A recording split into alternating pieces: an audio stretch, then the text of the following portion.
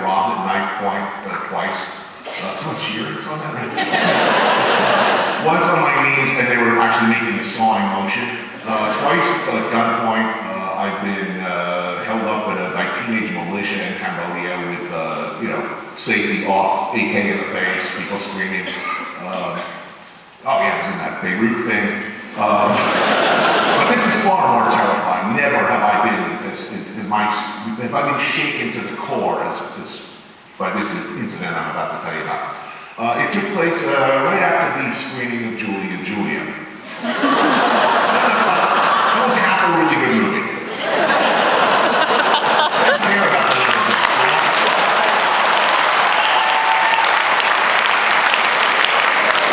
So afterwards, my wife and I go to this reception held for the invitees, and I'm standing there at the end of the bar with my wife and having a couple of martinis, and I suddenly feel this weird kind of, how would I describe it, sort of a chill, a pressure drop, something, an acoustical change in the room, and something approaching, and the next thing I feel something touching my back. The icy fingers, some metallic claws, perhaps the mandibles of some alien creature. Whoa! Grabbing me at the base of the spine and working their way up. Now this is unusual for a number of reasons. But the first was I look at my wife.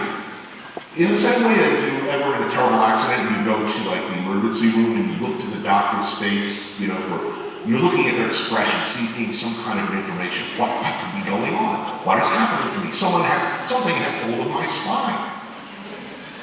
My wife is this terrible rictus, I guess you'd call it. Like this. And it's not a happy smile. I turn slowly around on my left shoulder and I'm staring right into the cold dead eyes of Sandra Lee. Now, if you want to know exactly how scary an experience that is, I want you to, after this, go home and Google two things for me. Quotation marks, Sandra Lee, close quotation marks, and quotation marks, Kwanzaa cake, close quotation marks. I promise you have never seen anything so terrifying or grotesque online, even if like two girls in a cup. This is way worse than that. So there I am, and I'm looking at her, and I'm taken aback. First I'm taken aback by what Robert Shaw described as, in Jaws, as those doll eyes looking at me. A gaze. I've said some unkind things about Sandra, which is I'm very aware of as she's smiling at me and saying, "You've been a very bad boy," since I scraped my lower spine. Awkward moment.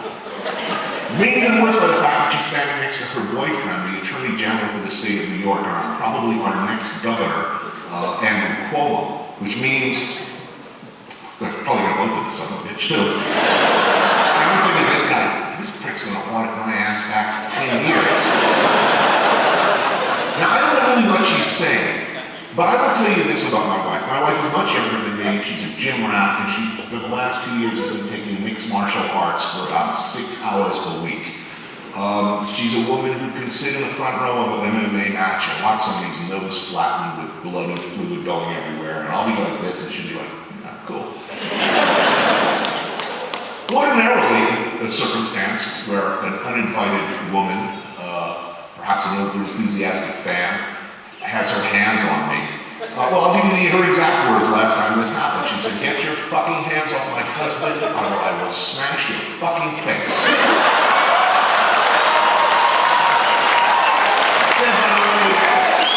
Italian accent. And by the way, my wife is particularly fond of this one. And she likes that flying talk to the top of the head.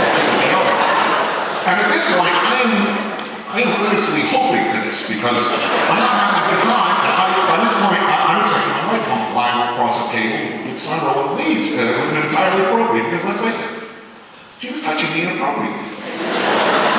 It was a creep. Have you ever seen Cape Fear?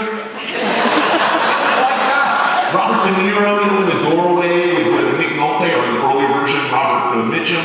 It's right at that point. Like, should I call the police?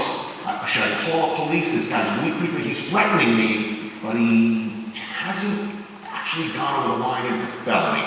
But anyway, Sandra's working her way up and down my body, and she's pinching here, and she's looking my wife in the eyes when she does this. It's like, oh, no love handles here. Not true, but you get the point.